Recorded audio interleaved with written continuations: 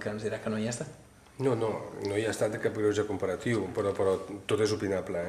I per tant, jo entenc que hi hagi alguns veïns que sigui un equipament que els hi molesti. Encara que jo crec que és un tema que es magnifica. Jo crec que quan parles d'un tanatori la gent es posa al cap un tanatori de les dimensions de les Corts i tal. Estem parlant, en tot cas, d'un servei aquest necessari, però no un servei que potser té un o dos serveis setmanals. I nosaltres, francament, veiem que aquesta ubicació és millor que l'anterior. L'empresa, si vol, tindrà el tanatori, perquè nosaltres no podem negar-nos, és un tema de legalitat. I per tant, si compleix les condicions, no podem negar-nos a tramitar el planejament i el tramitarem i al final tindrà el tanatori. Dins d'això, el que hem fet ha sigut intentar buscar un lloc més adient. Nosaltres pensem que és un lloc que està força bé, rodejat amb les aigües davant, retirat també, reculat també del carrer nord, està al costat del cementiri parroquial, per altra banda, però pensem que és un lloc francament adient. I veiem, hi ha sensibilitat cap a aquest tipus d'equipament, com hi ha sensibilitat cap a un altre tipus d'equipament. Per exemple, a Barcelona els problemes amb les narcosales i aquestes coses, si aquí poséssim un no te digo nada. Però hem d'intentar conciliar els interessos en aquest sentit. Hi ha gent que té dret a fer una determinada activitat i nosaltres és molt difícil que ens puguem oposar. El que hem de buscar són solucions i estem disposats a través del diàleg i el consens intentar buscar una solució o intentar que es vegi que no és una ubicació ni complicada per al trànsit, ni és una ubicació que vindrà a pertorbar res. I per què s'ha canviat? Perquè van haver-hi 3 associacions de veïns que no els agradava, no pensava que aquella ubicació era complicada. És veritat que aquella ubicació és més complicada, més visible, en un lloc on hi havia molt més trànsit que la que és aquesta, i per tant va pensar que era un bon canvi. Pel que fa a les mocions. Perquè nosaltres sempre hem mantingut la mateixa postura en aquest sentit. Jo sempre ho he dit també als programes al Pols, que pensem que el dret a decidir és un dret irrenunciable, però que tampoc s'ha de fer volar coloms i no s'ha de frustrar la gent, perquè realment anem cap a on, cap a un carreró que ens portarà a on. Jo crec que el que falta és establir mecanismes de diàleg i de consens.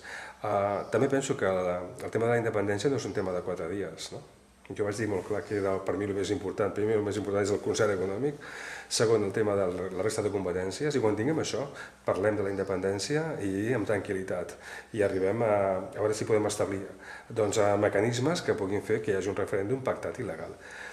Escòcia no és un tema que ha sortit de 4 dies. Escòcia porta uns quants anys amb aquest tema i finalment ara és quan es farà el referèndum. És a dir, no ho han fet en un any, per suposat amb el tema de Quebec, el Canadà i tal, doncs igual.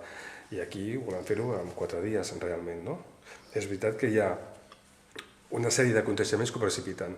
I un és el concert econòmic, els calés. I l'altre és el tema de la fulminació per part del Tribunal Constitucional de l'Estatut d'Autonomia de Catalunya. La recentralització, aquesta política recentralitzadora de l'Estat. I és veritat que hi ha un menysteniment cap a Catalunya o cap a les institucions catalanes.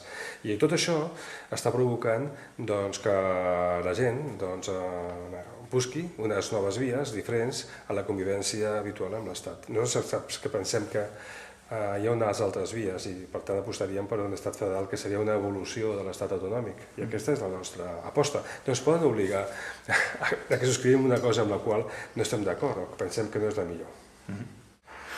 La moció sobre el fons de cooperació és un greuge comparatiu. Fonamentalment hem parlat molt aquí de tecnicismes, de que realment és il·legal, de que per canviar-ho fa falta una reserva de llei, que qui ho ha dictat aquesta resolució, que és la vicepresidenta del govern, és un òrgan manifestament incompetent i per tant des d'un punt de vista de legalitat això s'ho carregaran els tribunals, això està clar, no hi ha cap lletrat que digui el contrari. Però sí que és un greuge per a la ciutadania d'Esplugues, O sigui, hi haurà 108 municipis el 70% de la població de Catalunya, uns 5 milions d'habitants, que els seus municipis no tindran cap aportació per part del Fons de Cooperació de la Generalitat de Catalunya. I això és un greuge, que no té cap mena de ser. I a més hi ha una altra cosa que també és important. Es basen ells en una aportació, ho lliguen a una aportació de l'Estat, que es diu la PIE, però que són aportacions a compte que després s'han de regularitzar i és possible que siguin negatives. A més, els ajuntaments a l'exercici 2013 ja van comptabilitzar l'aportació del fons de la Generalitat, que és el que ara reparteixen. Està provocant un problema greu a les finances municipals, per altra banda, sense que hi hagi hagut cap mena de diàleg, ni cap mena, ningú s'ha sentat en una taula a parlar d'aquest tema.